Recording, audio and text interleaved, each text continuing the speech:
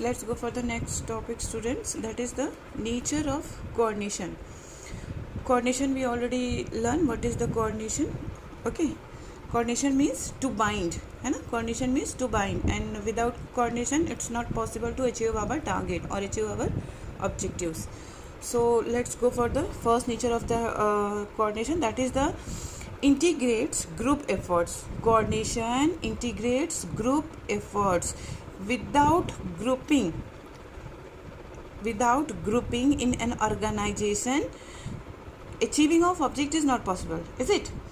So coordination is always required where a group of people work towards a common goal, is it? That means कि अगर एक common goal है, एक common achievement है, और मतलब एक कॉमन ऑब्जेक्ट है जिसको हमको अचीव करना है, तो कोऑर्डिनेशन होना चाहिए. Let's take the example of the decoration of the soft board of your school, है ना.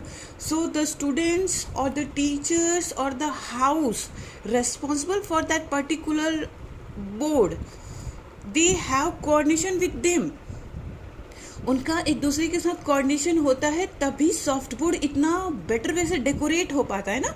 वो पहले से ही कोऑर्डिनेट कर लेते हैं कि भाई आप कौन सी डायग्राम बना के लेके आओगे, या हम कौन सी डायग्राम बना के लेके आएंगे, हम क्या पिक्चर्स बनाएंगे, हम कौन सी ड्राइंग बनाएंगे, और हम उसमें क्या कोट्स लिख के आएंगे, या फिर क्या व्हाट इट मे बी. तो वो पूरा एक ग्रुप एफर्ट लग जाता है ना, सब प्लान कर लेते हैं, तभी वो बोर्ड इतना अच्छा सज पाता है, इतना डेकोरेटिव हो पाता है. तो इट्स अ ग्रुप एफर्ट. कोई भी वर्क कंप्लीट करने के लिए उस ग्रुप में क्या होना ज़रूरी है? कोऑर्डिनेशन होना ज़रूरी है. जब तक कोऑर्डिनेशन नहीं होगा, खाली बोल दिया कि कल आप लोग सब लोग लेकर आइएगा कुछ सामान, हम लोग सॉफ्ट बोर्ड डेकोरेट करेंगे, तो पता चला कोई जो है वो होली का थीम लेके आ गया, कोई दिवाली का थीम लेके आ गया, कोई दशहरा का थीम लेके आ गया, तो कैसे सॉफ्ट बोर्ड डेकोरेट होगा? नहीं हो पाएगा ना. तो जब तक कोऑर्डिनेट नहीं करेंगे एक दूसरे के साथ कि आखिर प्लान क्या है, और उस प्लान के हिसाब से हमें कैसे अपने आप को, मतलब कि कैसे उस वर्क को कंप्लीट करना है, क्या हमारा टारगेट है, तो तभी वो कंप्लीट हो पाएगा. So it integrates group efforts. Clear है. Number 2, ensure unity of action. Unity भी होनी चाहिए, है ना. यूनिटी मतलब कोऑर्डिनेशन तभी पॉसिबल होगा जब एक जैसा काम सबके पास होगा. काम करने में यूनिटी होनी चाहिए, तभी कोऑर्डिनेशन होगा. देखो, if 2 employees are there and both are appointed on the same post with the same salary, है ना, और एक को जो है वो 4 घंटा काम करना है और दूसरे को 8 घंटा काम करना है, तो दोनों के बीच में कोऑर्डिनेशन हो पाएगा? नहीं हो पाएगा. और फिर ऑर्गेनाइजेशन अपना गोल जो है वो अचीव नहीं कर पाएगी. दोनों के बीच में जो है वो कॉन्फ्लिक्ट्स होने लगेगा, प्रॉब्लम होने लगेगा. इवन मैनेजमेंट और उस एम्प्लॉय के बीच में कॉन्फ्लिक्ट होने लगेगा, जिसके ऊपर वर्कलोड ज़्यादा हो जाएगा. सो इंश्योर यूनिटी ऑफ एक्शन. और सबका, जितने भी एम्प्लॉय हैं, सबका एम एक ही होना चाहिए, है ना. सब मतलब सब तो अपना अपना एम लेकर आए हैं. जितने भी एम्प्लॉय आए होंगे, हम लोगों ने पहले भी ये पढ़ा है कि जैसे कि जो भी होगा, तो हर एक एम्प्लॉय का अपना एम होगा, अपना ऑब्जेक्टिव होगा कि भाई हम जॉब कर रहे हैं क्योंकि हमको गाड़ी खरीदनी है, कोई और जॉब कर रहा है क्योंकि उसको घर खरीदना है, कोई और जॉब करना है क्योंकि उसको हायर स्टडीज़ करनी है, कोई और जॉब कर रहा है क्योंकि उसको अपने पेरेंट्स को अच्छी लाइफ देनी है. तो सबका अपना अपना वो होता है, ऑब्जेक्ट होता है, लेकिन सबको एक ही ऑब्जेक्ट में ले आना है. That is the object of the organisation, है ना. सबकी एक ही ऑब्जेक्ट में सबका माइंड होना चाहिए. That is the achieving the object of the organisation. और ये कैसे पॉसिबल है? जब सब एक दूसरे के साथ कोऑर्डिनेट करेंगे. अदरवाइज सबका माइंड अपने ओन ऑब्जेक्ट्स में लगा रहेगा, ऑर्गेनाइजेशन के ऑब्जेक्ट में नहीं हो पाएगा. अगर कोऑर्डिनेट नहीं हो पाएगा, तो हर एक एम्प्लॉय सोचेगा कि हमको क्या करना है, हमको तो सैलरी मिल रही है, हमारा ऑब्जेक्ट, जो हमारा मेन ऑब्जेक्ट है, वो तो कंप्लीट हो रहा है ना, हमें ऑर्गेनाइजेशन के ऑब्जेक्ट से क्या लेना देना. सो कोऑर्डिनेट होना बहुत ज़रूरी है to achieve the object of an organisation, to achieve the goal of an organisation. Number 3, it's a continuous process. Continuous process means एक ऐसा नहीं है कि मतलब एक बार चलो ठीक है, 1 साल का प्रोडक्ट था, पूरा प्रोडक्ट बन गया, टारगेट कंप्लीट हो गया, ख़त्म. अब हम तुमको नहीं जानते, तुम हमको नहीं जानते। अरे ऑर्गेनाइजेशन 1 साल के लिए तो नहीं होती है ना, हम लोग पहले भी पढ़े हैं, business is a continuous process. Business तभी होगा जब वो क्या होगा, कंटिन्यूअस प्रोसेस होगा। अगर कंटिन्यूअस प्रोसेस ही नहीं तो बिजनेस ही नहीं रहा, तो बिजनेस ही बंद हो जाएगा। तो कोई भी ऑर्गेनाइजेशन होगा वो तो कंटिन्यू रन करेगी। तो अगर कंटिन्यू रन कर रही है तो वो कंटिन्यू कोऑर्डिनेशन भी कंटिन्यूअसली ही चलेगा, इसलिए वो कंटिन्यूअस प्रोसेस है ना। कि अभी नहीं कि ये एक प्रोडक्ट बना रहे हैं, ये एक टारगेट है, ये हमारा टारगेट कंप्लीट हो गया, फिर हमारा जो है वो कोऑर्डिनेशन खत्म हो जाना चाहिए, हम तुमको नहीं जानते, तुम हमको नहीं जानते, ऐसा नहीं होता है ना। जब तक ऑर्गेनाइजेशन रन कर रही है और जब तक हम उस ऑर्गेनाइजेशन में वर्क कर रहे हैं तब तक हमको कोऑर्डिनेशन बना के रखना होगा। Number 4, all pervasive. All pervasive भी हम पहले भी पढ़ चुके हैं। All pervasive means everywhere in every activity.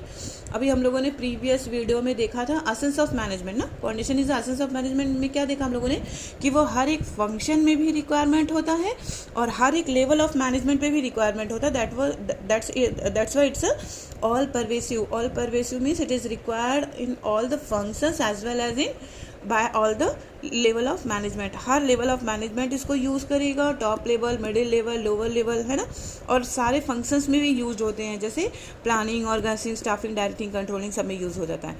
Deliberate function.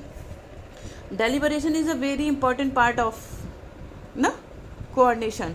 Coordination is never establish itself, वो अपने से नहीं आती, but it is deliberately created by the managers, है ना। कोऑर्डिनेशन जो है वो अपने से नहीं आता, जब आपको मोटिवेट किया जाएगा, जब आपको उसके बारे में समझाया जाएगा, जब आपके साथ लोग कोऑर्डिनेट करेंगे तो फिर जो है वो हम उसको कोऑर्डिनेट करने की कोशिश करेंगे, हम भी जो है उसमें इन्वॉल्व हो जाएंगे। सो it is the deliberate function. Last one is that responsibility of all the manager. It is the very important topic that coordination is a responsibility of all the managers को ना सिर्फ coordination यूज़ करना है but also उसको maintain भी रखना है in between other levels of management, in between the workers or in between the shareholders and the stakeholders. Management सबके साथ जुड़े होते हैं, शेयर होल्डर्स के साथ, स्टेक होल्डर के साथ। स्टेक होल्डर्स कौन होते हैं? शेयर होल्डर के अलावा जितने लोग आपकी कंपनी से ज्वाइन होते हैं they are known as stakeholders. Clear है, हम लोग अकाउंटेंसी में पढ़े थे। तो स्टेक होल्डर्स जो होते हैं वो जैसे बैंकर्स, पॉलिटिशियंस, है ना, सोसाइटी और गवर्नमेंट।